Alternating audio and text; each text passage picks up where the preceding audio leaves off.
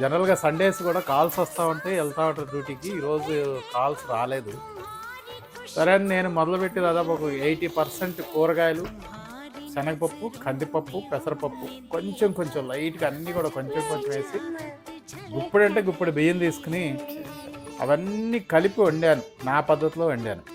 వండిన తర్వాత అది ఎంత టేస్ట్ వచ్చిందంటే ఆ వాసనకే ఆ రూమ్లో నుంచి వచ్చేసి మంచి వాసన వస్తున్నామయ్యా, కొంచెం నెయ్యి వేస్తే ఇంకా బాగుంటుందని కొంచెం పైన నెయ్యి వేసింది. ఆ తర్వాత ఆ నెయ్యి వేసిన తర్వాత టేస్ట్ చూస్తే దాని పేరు అది టెంపుల్స్లో కదంబం అంట. కదంబం అని పెడతారంటే టెంపుల్స్లో. అట్లా వచ్చింది మామయ్య, చాలా బాగుంది, చాలా అంటే చాలా బాగుందని.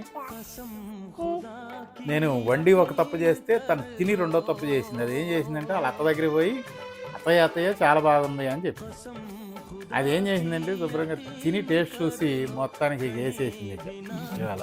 అది పెద్ద